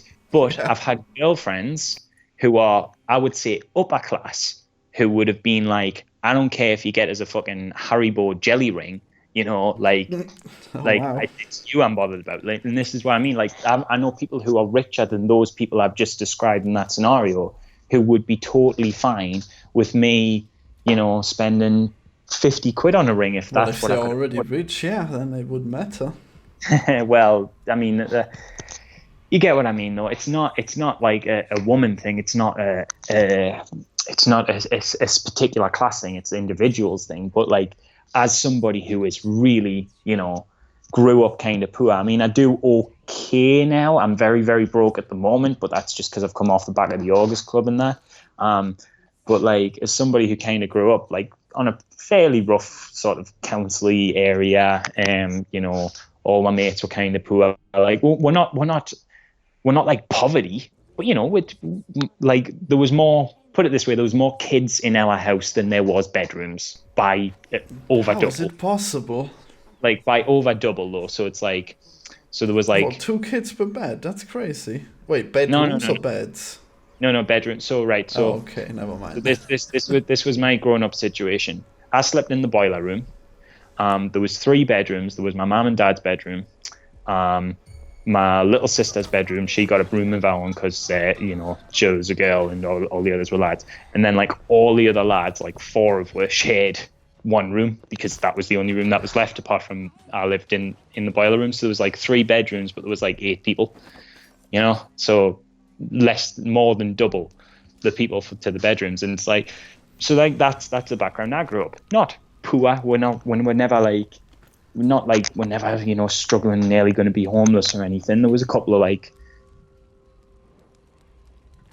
the skin of our teeth here, but generally, I've always had a roof over my head, and I think I'm quite good. I think I'm well done by to have that because now everybody has that. I'm pretty grateful to have had that roof over my head all the time. But when I go and I hear people like that, and it wasn't just them, there's other people too. When I hear people like talking like that, I'm just like, fucking, you wouldn't accept a ring that's like less than $4,000. $4,000 is like life-changing money for me, man. I made a whole. That's exactly why they wouldn't want you, then, isn't it? Well, yeah, exactly. But if it's that life-changing, jeez, you could make a whole movie with that money. Yeah, exactly. I've got a mate. Like, put it this way: like one of my best mates is like, I would say like middle class to upper middle class. He doesn't come from the sort of north of England where like basically the poorer people live. He comes from like more southern, sort of closer to like the capital and stuff. And I met him at uni and that, and he's great. Like, he's such a fucking treasure of a dude. Like, I love him to bits. And he doesn't mean anything by it, but there are times when like he'll say things and I'm just like, what? Like stuff like, well, just little throwaway things like, do you want to go to this? It's only £120. And I'm like, I don't think, I don't remember the last time I saw £120, mate. You know what I mean? Damn it, man. That kind of thing. And I just offer you to pay you 100 on Patreon. I know, dude. I know, and that was very kind of you, but I couldn't take that money off you. And I will launch a Patreon eventually. I know you keep like saying it, but I just feel like I have to earn it after send the August Club off, and then it's Patreon away. Like, yeah, it's what's that? Man, but this. Nah, it was me. Phone's actually running out of battery a little bit, but I'm all right it. We'll just wrap it up soon. But yeah, like that's what I mean. It's like it is funny because like, like the left always go on about like privilege is invisible to people who have it and that, and it is a very like annoyingly repeated mantra. Sometimes when it maybe doesn't deserve to be repeated and stuff. You've got all the white privilege in the world. You are such a bourgeoisie pig. How dare you say that privilege is not invisible to those who have it? Terrible. Yeah. But then like at the same time, like there's sometimes I sympathize with the sentiment when people will say things to us like, oh well, why don't you just get your mom to pay for it? Like why don't like I've had that question thrown to us before, like from people who are like a little bit more well off than us, and like that. And the reason is that you're way too proud to ask, right? No. The reason is I earn like at the time I earned bloody more. Oh yeah, no, like for nearly all of my life, like in terms of my employment, I have earned more than my mother and father, and that's like not even doing well, Like Well, when I'm I sure when I your work is pretty effective. You make little animations; those usually pay well, I guess. oh, at the moment, I just mean like, so for example, like I had a job flying drones before this, and Wow. that was like 20 grand a year salary, which is What like a in very Afghanistan and stuff? no, just like If only. independent films and adverts, just all around the UK, Oh, and that in was films, cool. yeah, just like nothing that went anywhere, just like little indie stuff and like adverts. Like we'd do adverts for like golf courses, like big flyovers of the course and stuff like that. Cool. So I did that for like a year, and that was like 20 grand a year salary, and that was my first job out of uni. Now 20 grand a year salary is nothing to snuff up, like to turn your nose up at, but it's also like I think it was like 18 grand, but like round it up, whatever. Um, but also it is a standard wage. Yeah, like that, like over here, that's a pretty Is it normal wage minimum or for standard? standard. It's not minimum. It's certainly not minimum. Minimum, you'd be looking at more like on a full-time job, probably like closer to 15 grand a year. But like on a skill-based job, so I had to have like my pilot's license and stuff, and obviously I had to have my degree to even get me foot in the door for the interview. It's like a fairly general wage, like 20 grand. 20 grand's like a good starting wage. The second I walked into that job, right, fresh out of uni, like literally a month after I finished my undergraduate degree at university, I was earning more than my mum had ever earned. And Well, that's education can be worth it, even though in my opinion it's usually not. But yeah, it could help. a textbook example of like self-made success, though. You made friggin' Bind of Isaac, like that's See, I actually have a lot of imposter syndrome too, because it's mostly just Edmund's design, and he told me what to do, and then it just ended up being really successful. I won't be able to shake that imposter syndrome until I make my that's own crazy, game. because like you know what it is. It's interesting. Like you think of yourself as like, oh man, I don't deserve this. I Whereas mean, I there's think a bunch of skill that goes into it, especially because it was Flash. But nowadays, anyone could do something like this. mental. See, because I'm like I don't want to sound like I'm kissing your ass here, but I'm like amazed by your talent to be able to do something like that. Like Well, I'm amazed this by my modern talent, but my talent back there, I don't know. put it this way, right? This is so super lame. Don't let it go to your head. I just find it crazy. will. I just find it crazy that you've got imposter syndrome because you're the guy I brag about knowing.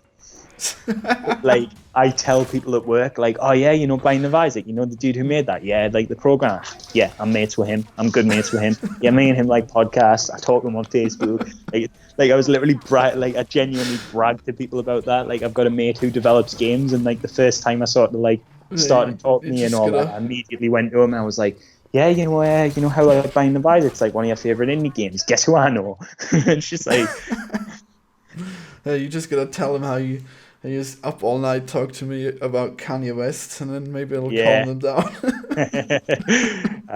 It's an interesting friendship we have. Like I've not had like a soul dynamic revolves around like podcasts, YouTube channels, and also talking about Kanye West till like 3 a.m.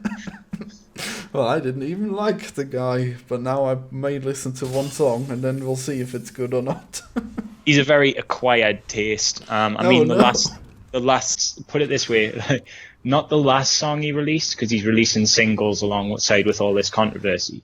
Not the last song he released, but the song before that was literally a troll.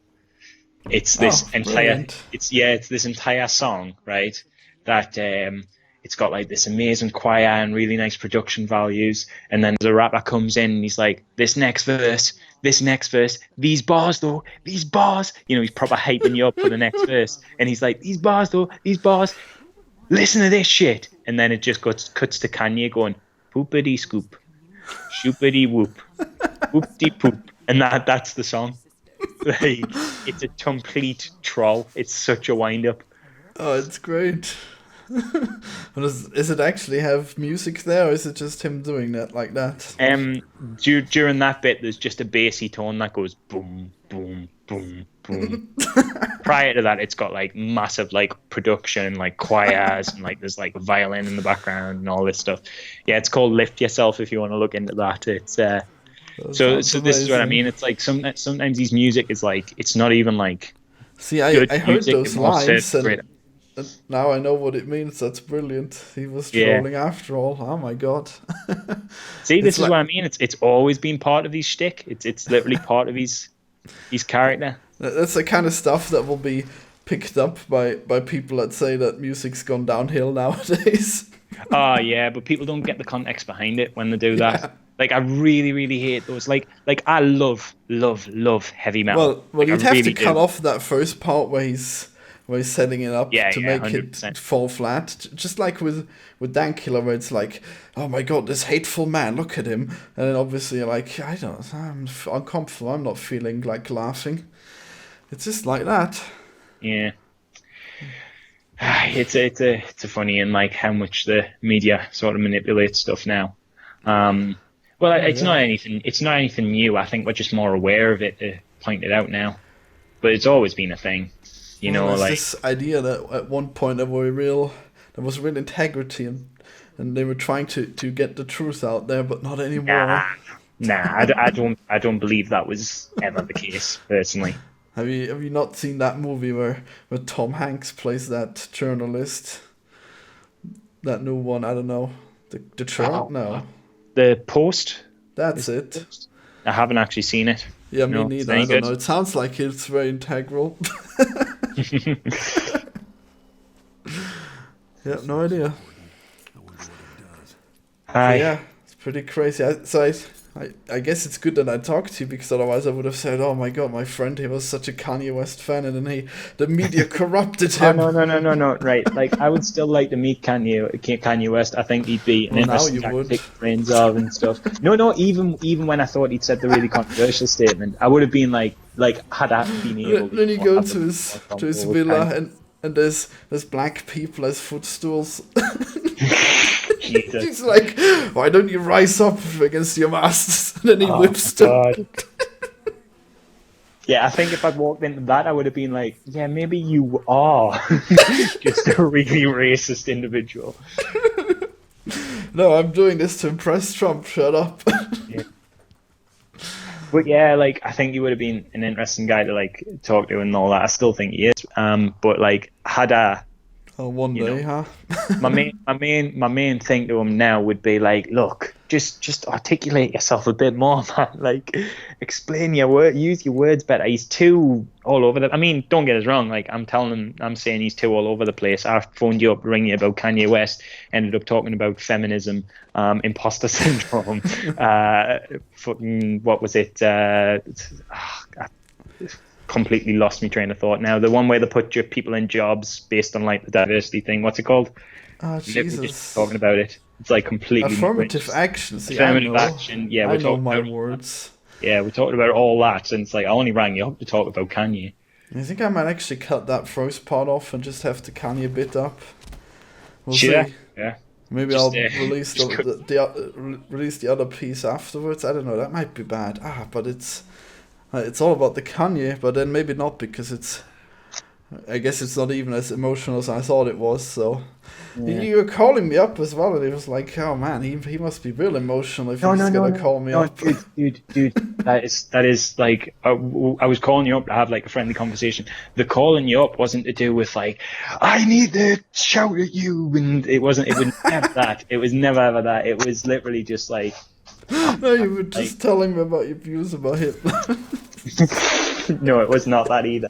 No, it was like the calling you up was like more to do with like autistic mindset. Like it would have because this is the thing. Like now that I've had this conversation and it's been great fun, by the way, I can go to bed.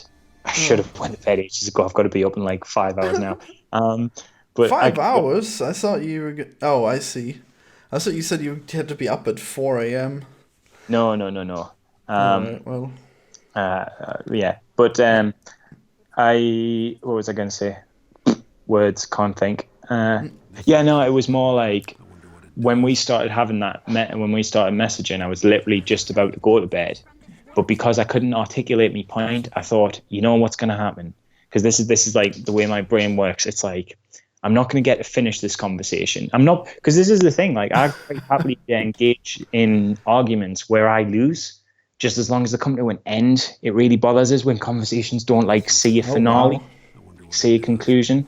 I could tell you it's too late to do this, because it's a whole other thing about like probably, you know how I said like I had that like autistic meltdown one time. Oh no.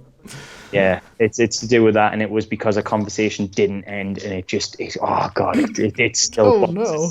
I can't go into it. I think I might actually be a lot more like you than expected. Jeez. Yeah, but so it was more to do with that, because I was just like, I knew that even though I started messaging, I knew because we'd started messaging, having this conversation, that if I went to bed, I was just gonna lay awake.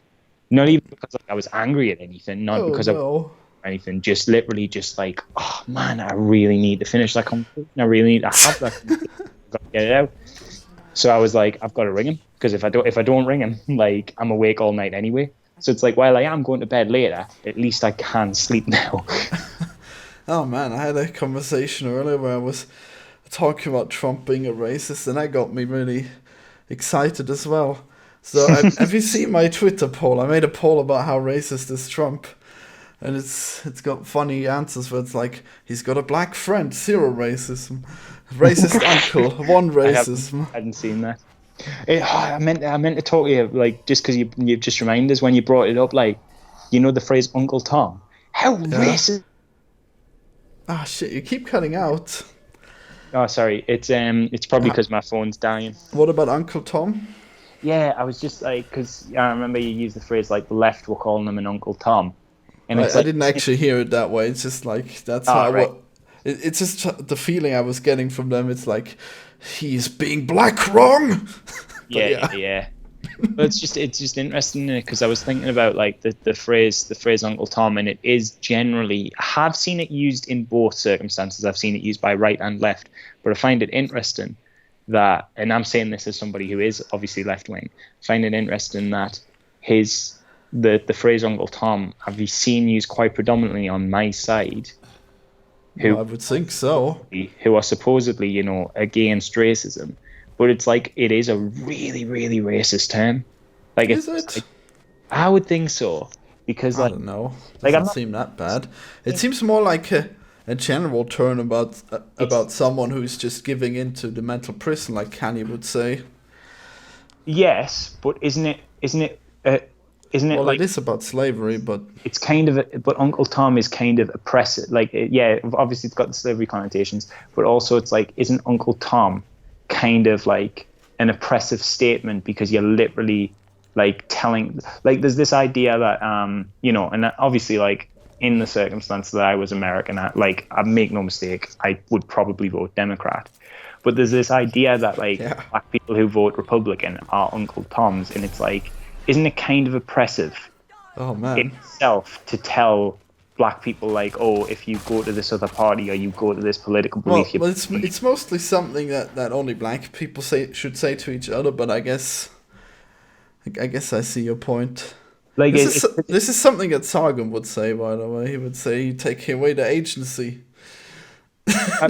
Well, as much as if that's what he would say, and I hate to agree with Sargon, I would probably agree with him on that point. Like, I think, because it divides, basically, like, the problem I have with the term is it divides people into good blacks and bad blacks, and people who are like Uncle Toms are doing blackness wrong, and I think that's like so dodgy to say. Like, don't get us wrong, I'm not offended by the phrase. I'm not. It's actually funny. Yeah. Back in the day, Uncle Tom was, I guess, the good black, because he took it. Yeah, because he took the oil. Well, that's the whole irony of the statement. Amazing. I'm not saying like I'm like offended by it, or like, oh God, I really wish people would stop using the phrase. I just think it's such an interesting thing to unpack. You know what I mean? Because it's like, oh yeah, compared to some racial terms, it's seen as like very acceptable. Like, I've heard it thrown around on like TV shows and stuff, and I just find that like fascinating. By white people? Not by white people, no. Well, no, but I find it.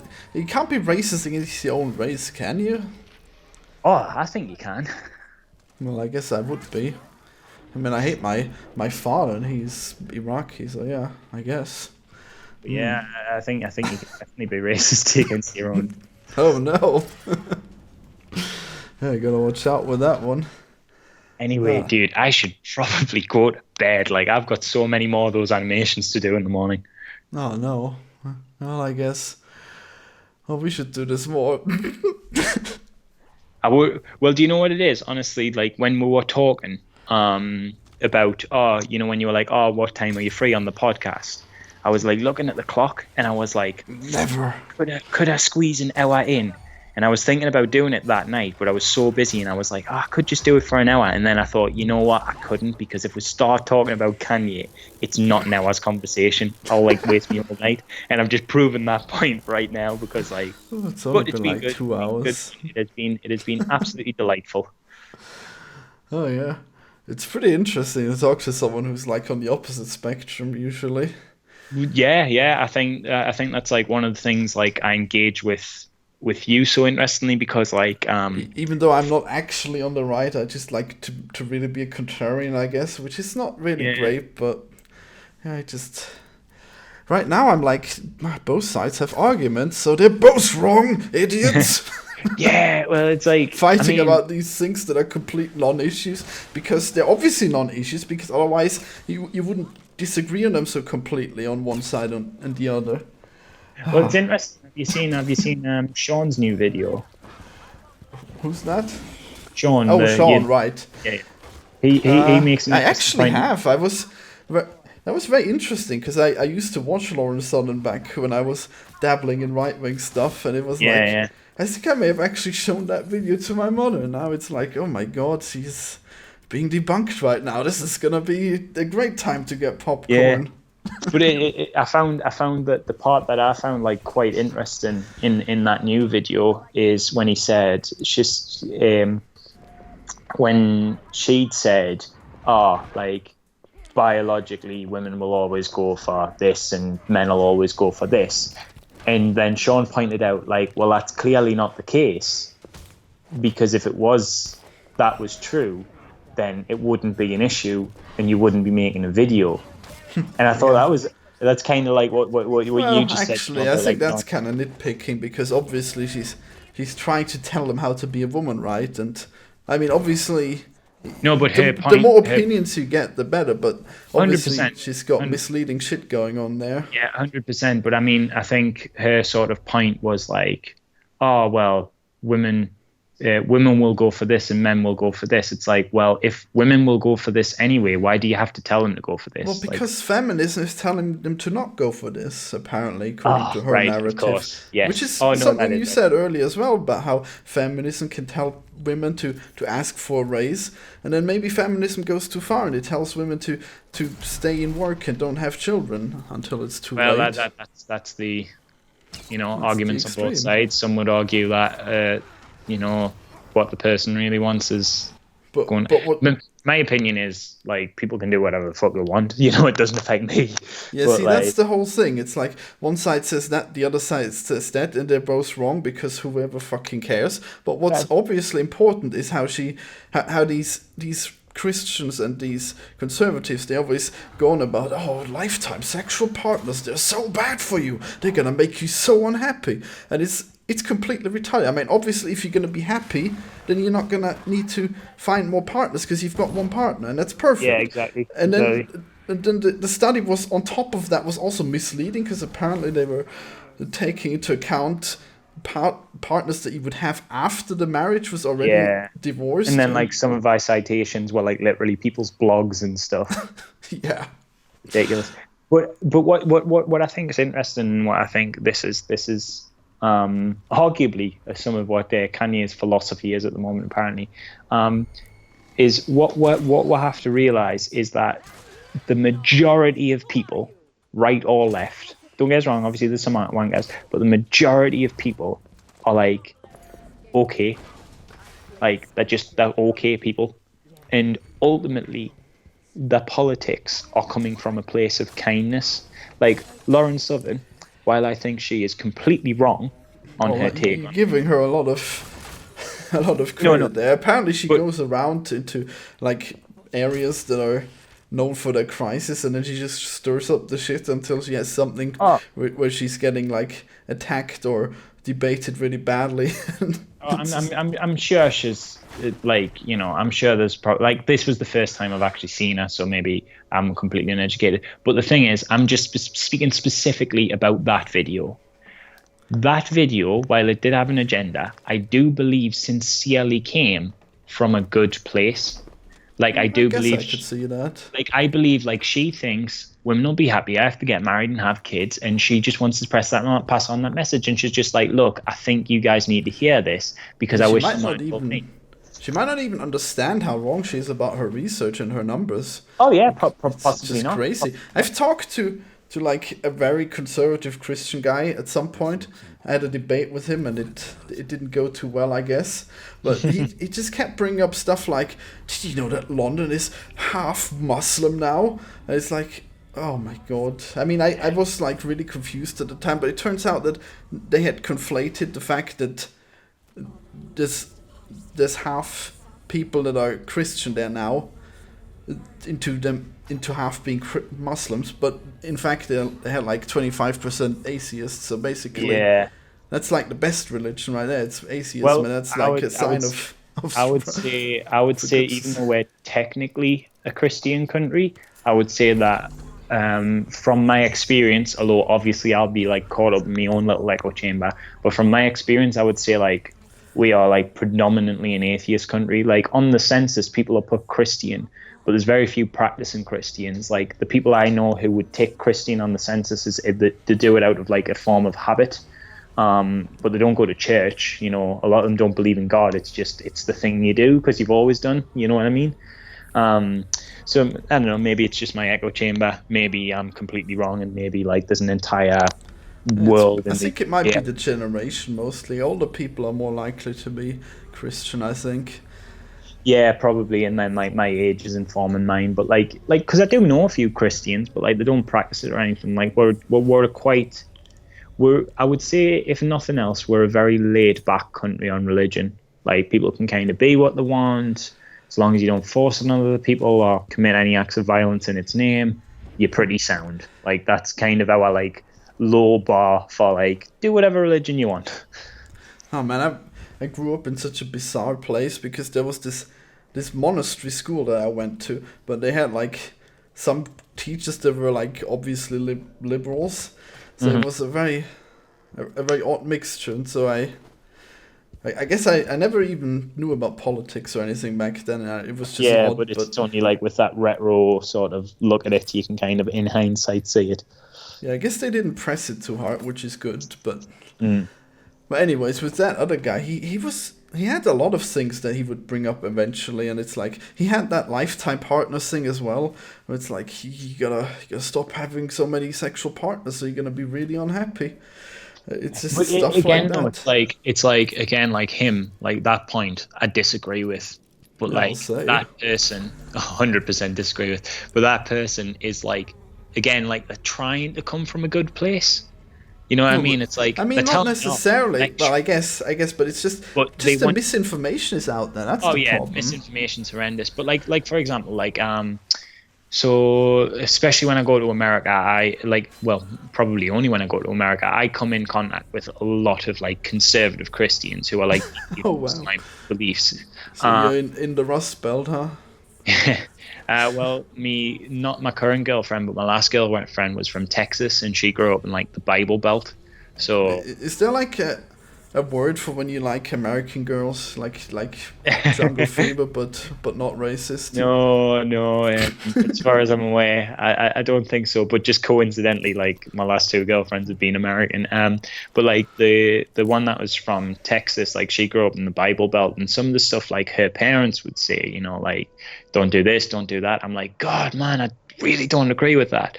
But like, as much as it pained us to admit, it's like coming from like a good intent though, you know what I mean? Like even though I disagree with them, it's like they want their daughter to do this thing that I personally think is ridiculous, but because they want her to get into heaven, it's coming from a kind place. Like obviously I don't even heaven and hell is like the worst thing as well.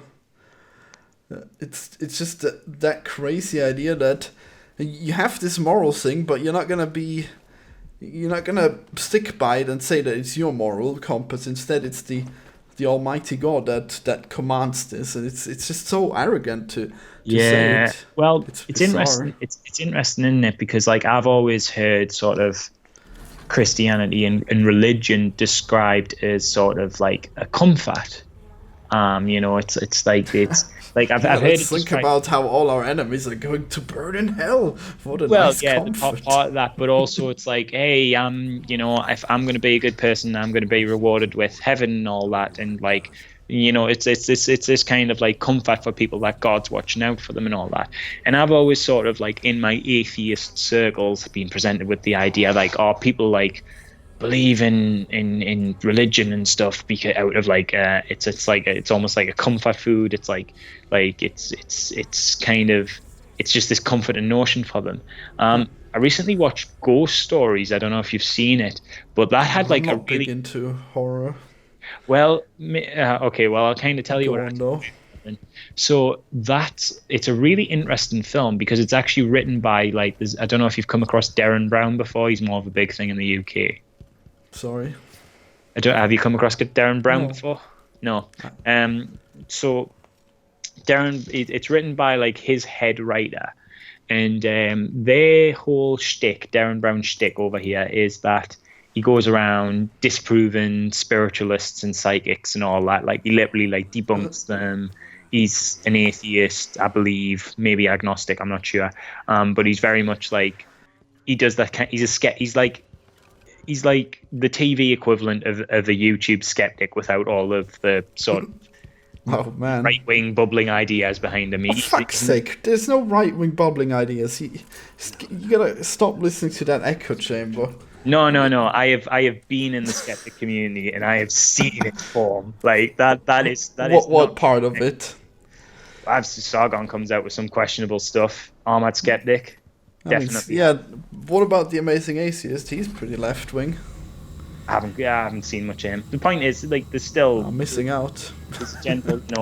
The anti-feminist, anti-SJW mindset is generally seen as a conservative ideology, and conservatism does lean towards the right. That's not an echo chamber because literally nobody I know... Like, it's definitely not an echo chamber because nobody I know is actually embroiled in the YouTube community as much as I am. Like, if I said to my mates, like, oh, what do you think of the YouTube skeptic community? They would literally go, the what? Like, they don't even know it exists. Like, they just don't. Like, if I said Sargon of Akkad to literally anybody I knew besides you, they don't know who he is. Like, it wouldn't. Do you know Thunderfoot? Yes, I know Thunderfoot. Because he's obviously left, right? I haven't seen enough of his stuff. I've only seen, like, Sean's takedowns of him. Yeah, he used to be. I mean, I guess he's got like a really bad ethic of arguing. He would totally take people out of context and then respond to the straw man. But he's just like he was way hard against Trump, and he was against Hillary too, but only half as much as Trump. Mm-hmm. So he's. But I think you can be against Trump and right wing. Like, I don't think that necessarily. Impossible. Like, I know. Well, not even possible. It's quite common. So, for example, my current girlfriend's parents are right-wing conservative. They both hate Trump, so much so that they voted independent. But you know he's a scientist, right, Thunderfoot? Oh, I guess maybe not. He does all kinds of science stuff, so I would have a very strong left-leaning vibe from him. Fair enough. I've never looked into him enough to say that. Anyway, what was the point I was making? Oh yeah. You're saying they were so right wing. No, that was just an aside. I'm saying, like, without that connotation, like Darren Brown does these whole debunking skeptics, blah blah blah blah. No, not debunking skeptics, debunking psychics and stuff. That was his whole shtick. And so he's always been part of, like, I would say, like, this kind of like mindset of skepticism. And it's interesting because they've wrote this film, Ghost Stories, and Ghost Stories seems to position atheism as the comfort food, and I've never seen it presented this way before, as the kind of like comfortable thing. So the whole plot is this guy, I mean, it's such a self-insert character. The whole plot is there's this guy whose job is to disprove psychics on TV and stuff, and he's got a TV show where he debunks all these spiritual occurrences. And anyways, what happens is he gets told to investigate these 3 cases that this really good debunking expert could never debunk, and it's about him sort of going through these 3 cases and having his ideologies challenged by what he comes across in those cases. He doesn't because he is very much, I am an atheist, I am a skeptic, and then he gets these things presented to him and he's like, shit, these things are scary and I don't actually know how to explain these, and blah blah blah blah, and he keeps trying to explain them away. And there's a point where the character, the sort of antagonistic force who's kind of driving him to investigate these things, actually addresses him, and he's like, everything you stand for is bullshit. He's like, you try to explain things away because it's such a scary concept to you. And I've never really, and I thought, you know what, there's and I'm saying this as an atheist, I was like, there's some kind of truth to that, because religion is really scary. Yeah, but while I don't, so for example, as an atheist, I don't get the privilege of believing in heaven, but I don't have to worry about hell. You know what I mean? I've never. Hell is so much worse than heaven, because you just have to do one sin and you go to hell, apparently. Depends on the religion. Awful. Depends on the even Christianity. It's there's a million different subsections of it. If you're Catholic, you just confess and then you're fine. You can do as many sins as you want. Yeah, but you'd have to constantly confess. No, you can do, as far as I'm gather, you can just save them all up for the last checkpoint before your deathbed. Just sin but away. What if you die randomly? That's true. You got to hedge your bets. You'd have to confess after every sin, and even are we if you've just confessed. Is that what if you've confessed yesterday and then you've wanked today, then you're already going to hell again. It's not going to work. I don't know. The whole concept is nonsense. Well, as long as you find time, you maybe get in the habit of it. Brushing your teeth on the morning, just kind of. Oh, don't you have to go to a priest to confess? It might be on your way to work, though. You don't know how much of a journey that is. Work's probably the worst part of the sin, especially if it's the Sabbath. That's true. But yeah, no, I just think it's interesting, and I'd never really thought of atheism as the kind of scapegoat ideology before, the kind of thing where it's because it's well, I don't have to worry about if I done something wrong or awful because I'm not going to get punished for it, and that's a comfort thing. Whereas I've always, until I sort of had that idea presented to us, always kind of thought of, oh, well, it must be so easy being religious, because if I can just believe that God's always looking out for us, my life would be much easier. And now I'm maybe not. Anyway, I don't know why I sort of ended on that point, but now I really, really should go to bed, because if nothing else, my phone battery's on 2%, so I'm going to randomly cut off anyway. All right, well, good night, and subscribe to more talks about politics. Yeah, I'm sure you'll be here talking about politics all the time now, right? Yeah. Also, please don't judge me on my standards of my political ramblings today. They're probably horrendous. I'm in spineless. It's 3, and I am not taking ownership of any statement I may have made in this. I don't know what I've said. It's 3 a.m. Yes, you say spineless? I don't care. 100% spineless. I take ownership of my spinelessness. That's all I'm going to do. Because it is 3 a.m. This was literally a random phone call that happened to be recorded. I am not responsible for anything that I may have said that was deeply incorrect or completely uneducated, and I apologize for that. You did fine. Don't be silly. I don't know. I feel like I might have rambled a bit too much. Anyway, right. I must go now. So I'll speak to you later, dude. Goodbye. Good night. Alright, dude. Good night. Yep.